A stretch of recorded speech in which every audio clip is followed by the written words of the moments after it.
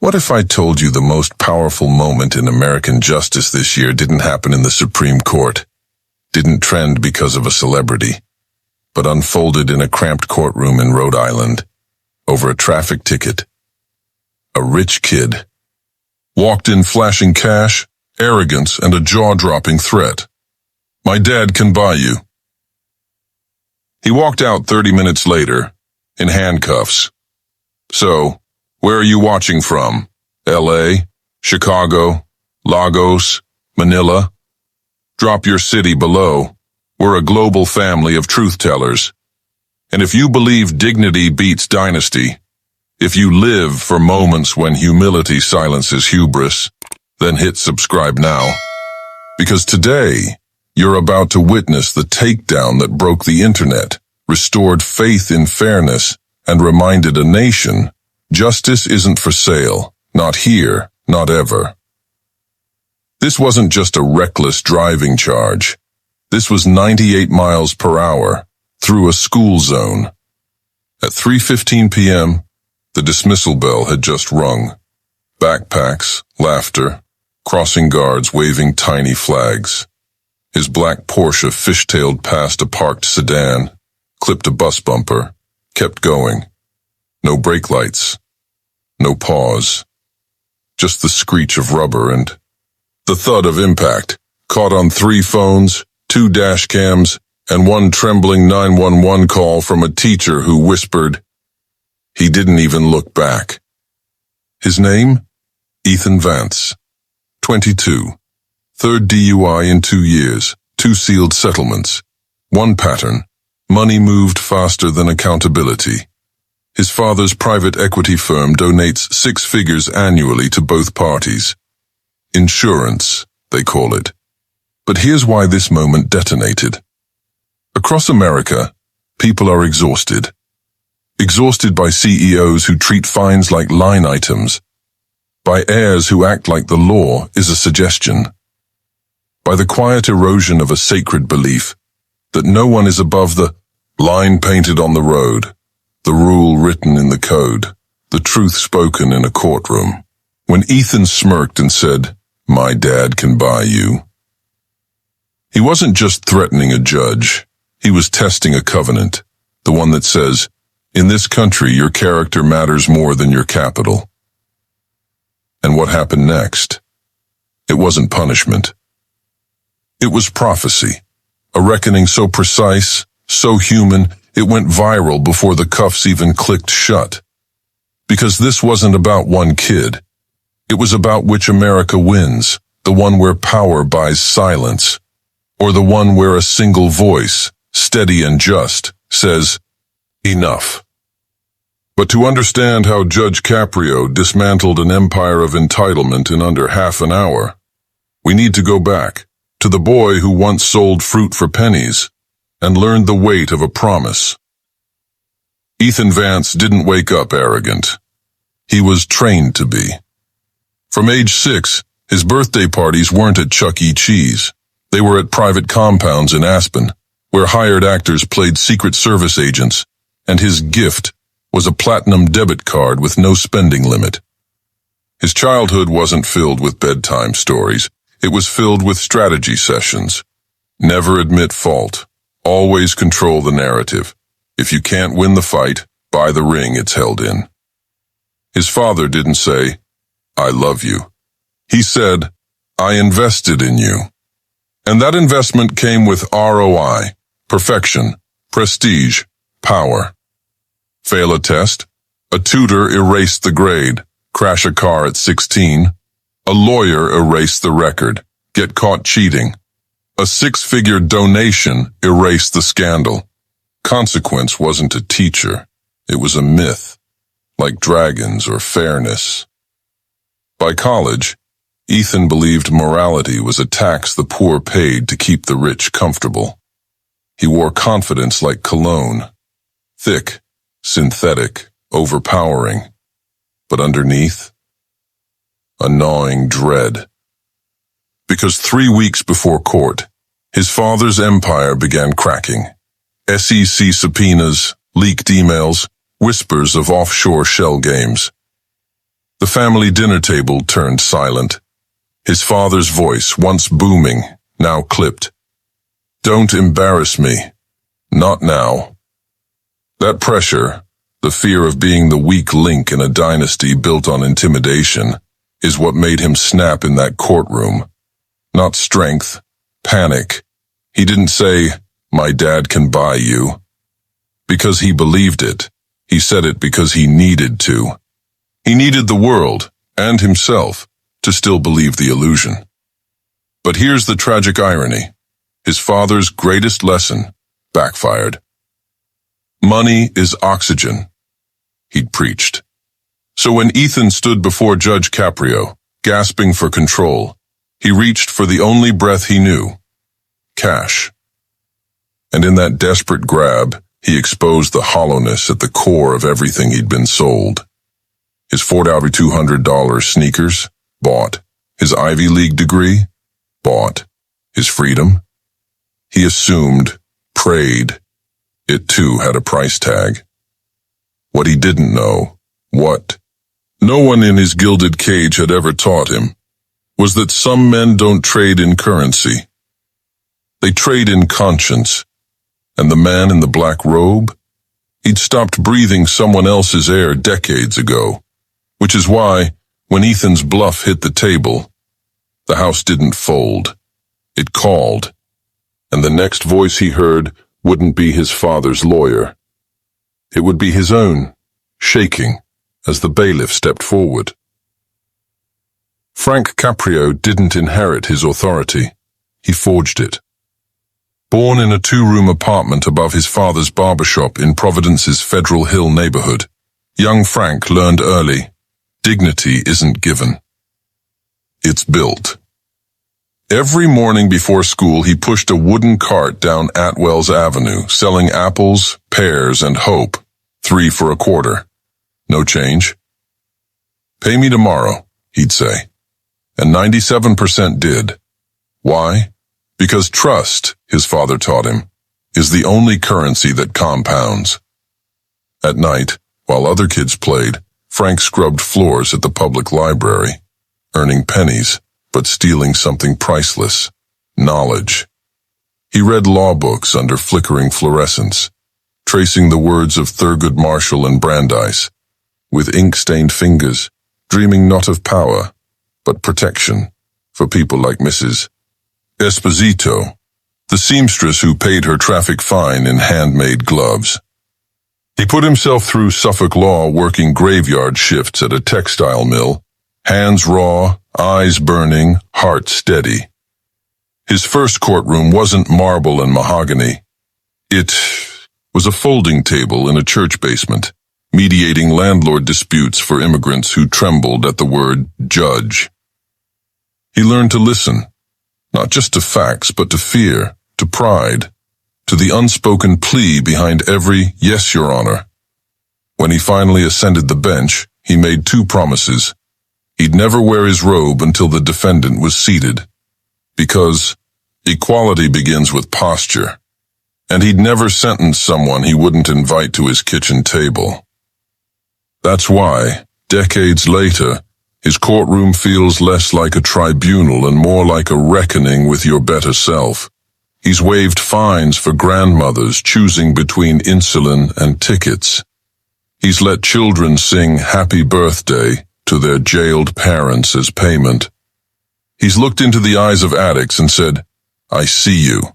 Now let's get you help." This isn't leniency, it's precision. He knows the law's sharpest tool isn't punishment, it's recognition. And when Ethan Vance sneered about buying him, Caprio didn't feel insulted. He felt sorrow, because he recognized the emptiness behind the bravado, the same void he'd seen in boys who grew up thinking love was transactional, justice was negotiable, and worth was measured in zeros. But Frank Caprio, his worth was measured in apples sold, floors mopped, hands shaken, lives redirected. And that kind of wealth, it doesn't get liquidated in a scandal. It multiplies. So when he looked at Ethan, he didn't see a threat. He saw a missed opportunity, a life that could still be rebuilt. If only the boy would stop trying to buy his way out and start earning his way back in. Caprio doesn't slam the bench. He doesn't raise his voice. He simply folds his hands and asks softly, "Son, does your father own the police officer who pulled you over?" Ethan smirks, adjusts his chain. He's friends with the commissioner. A murmur ripples through the courtroom. Caprio nods, almost gently. "And does he own the crossing guard you passed at 38 miles over the limit? The one holding the hand of a kindergartner in a yellow vest?" Ethan's smirk wavers. "That's not the point, isn't it?" Caprio leans forward, just slightly. "Because here's what I know. Money can buy a lawyer. It can buy delay. It can even buy silence for a while. But it cannot buy time back. It cannot unring a bell. And it absolutely cannot buy the moment a child looks up and wonders, why didn't he care if I lived?" Ethan shifts. His lawyer tugs his sleeve, hard. Sweat beads at his temple. He tries to interrupt, voice rising. "Look, I'll write a check." But Caprio lifts one finger. Not in anger, in sorrow. "You keep offering money, but what if what's broken isn't for sale?" The room falls utterly still. Even the ceiling fan seems to hold its breath. Ethan opens his mouth. Nothing comes out. His sunglasses slip down his nose. For the first time, he's not performing. He's exposed. And in that raw, trembling silence, Caprio reaches slowly into his file. Not for a warrant, not for a citation, for something far more dangerous, to a man who spent his life avoiding it. The truth. Caprio slides 3 items onto the bench, not with force, but with finality. First, a transcript of the 911 call, his voice low and steady. "This is Ms. Rivera. She teaches 2nd grade. Listen." He presses play. A woman's voice cracking. "He hit the bus. Kids were screaming. He didn't stop. He just kept going. Oh God, please send someone. Lila's crying. She thought it was her turn to cross." Ethan flinches. Caprio doesn't pause. Second, a still frame from the sobriety test video. Ethan, eyes bloodshot, swaying, laughing as he fails the walk and turn 8 times. "You told the officer you'd only had 2. Your BAC was 14. That's not confidence, son." That's denial wearing sunglasses. Then, the 3rd item. A folded sheet of notebook paper, crayon border, a child's handwriting. "Dear Judge, my name is Lila, I'm 7. I was scared. Can you tell the man I'm okay, and that my mom hugged me extra?" Caprio's voice doesn't break. It deepens. "Your father can write a check to fix the bus. He can hire a PR firm to scrub your name. But he cannot buy back the 9 seconds Lila spent believing she was going to die. He cannot buy the silence in her classroom the next morning when the children asked, 'Why didn't he see us?'" He leans in, close enough that Ethan sees the lines around his eyes, carved by decades of listening to pain and promise. "I've sat where you are, not in a Porsche, in a hospital waiting room, holding my father's hand as he bled out from a work accident his employer tried to bury. No press, no payout, just a man who believed showing up was enough. And it was. A beat. The air hums. So here's what will happen. 30 days. No bail, no privilege. 10 hours with Ms. Rivera, not to apologize, but to listen. And after, you'll stand in front of high schoolers, not as a cautionary tale, but as proof. Even the most lost can find their way back, if they dare to look, not by, their reflection. He closes the file. Because justice isn't about breaking you. It's about giving you back to yourself. The gavel falls, a single clean crack. Ethan's breath hitches. His sunglasses drop to the floor, and for the first time in his life, he doesn't reach for his wallet. He reaches for his face. As the bailiff steps forward, cuff keys glinting, the courtroom doesn't cheer. It exhales, a collective release, like a nation remembering its own heartbeat. But no one knew, yet, that the real earthquake was just beginning. And it would start with one tweet, fired off by a courtroom sketch artist, shaking the foundations of power far beyond providence. 17 minutes after the gavel fell, courtroom sketch artist Maya Chen posted a 22-second clip to X. Judge Caprio just did what money couldn't undo.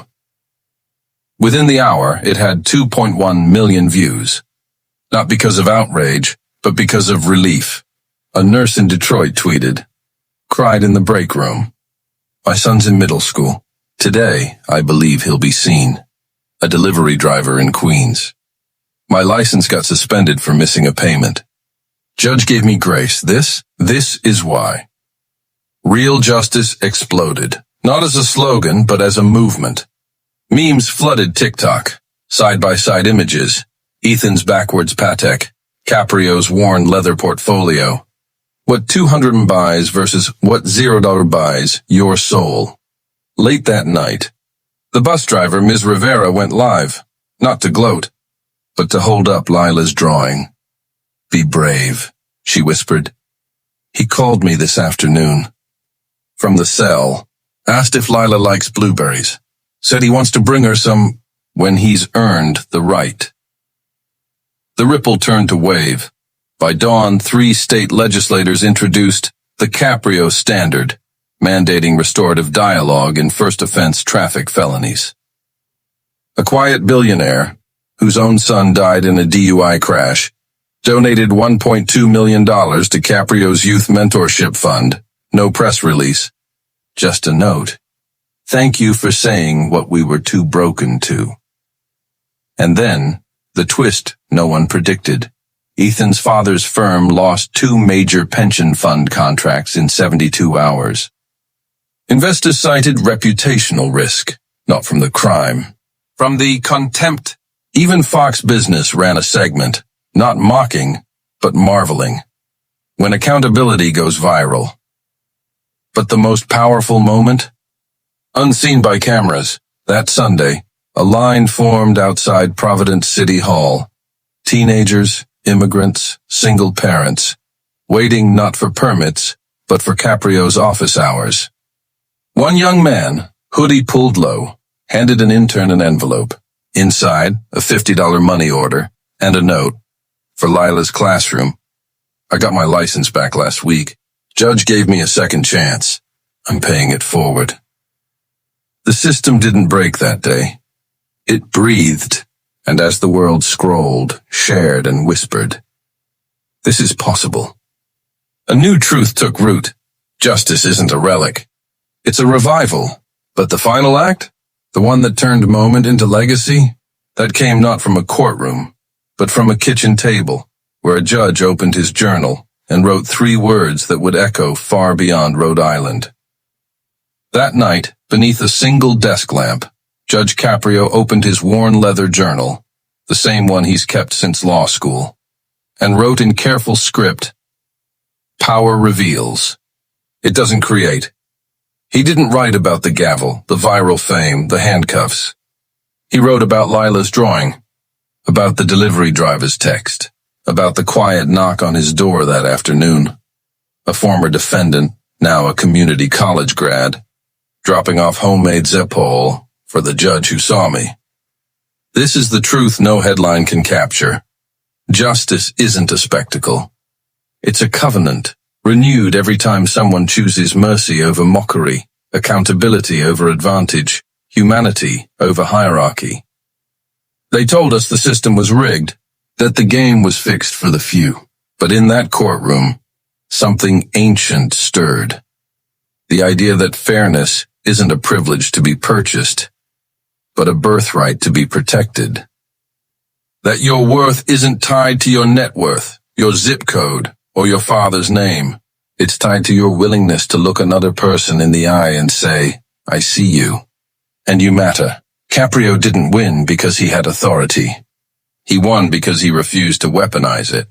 He stood not as a gatekeeper of punishment, but as a guardian of possibility. And in doing so, he gave us all a mirror. Not to admire ourselves, but to ask, what do I do when no one's watching? When I hold power? When I'm offered the easy way out? That's the real verdict. Not for Ethan Vance, for all of us. Because the greatest revolutions don't start with riots. They start with a single, unwavering voice, saying calmly, in the face of arrogance, no, we do better here. And if that truth stirs something in your chest, if it reminds you of your own father's hands, your mother's sacrifices, your immigrant hope, then hold it close, because the fight isn't over. It's just waiting for your turn to speak. Look at the bench now, empty, but resting beside the gavel, 3 apples, polished, gleaming under the courtroom lights. 3 for a quarter, a promise kept, a tradition honored. This story, Rich Boy tells Judge Caprio, my dad can buy you, and leaves in handcuffs 30 minutes later, isn't just about one moment. It's about the America we still choose, every single day, where character outlasts capital, where humility disarms hubris, where a son of immigrants can hold the line for a son of billionaires and do it with grace. If this moved you, if you believe in a world where no one is too rich to reckon, too powerful to reflect, then this is your invitation. Hit subscribe, not for more drama, for more proof. Proof that decency still wins, that truth still lands, that you, yes, you, watching from your kitchen, your bus stop, your dorm room, you belong in the story. Drop a, if you've ever been underestimated. Share this with someone who needs to remember. Your dignity isn't for sale. And next Tuesday, we drop a new story about a janitor who exposed a corporate cover-up and changed labor law forever. Because the quiet ones, they're not waiting for permission. They're building the future. One honest act at a time. Stay courageous, stay kind, and remember, the most revolutionary thing you can be is unbought.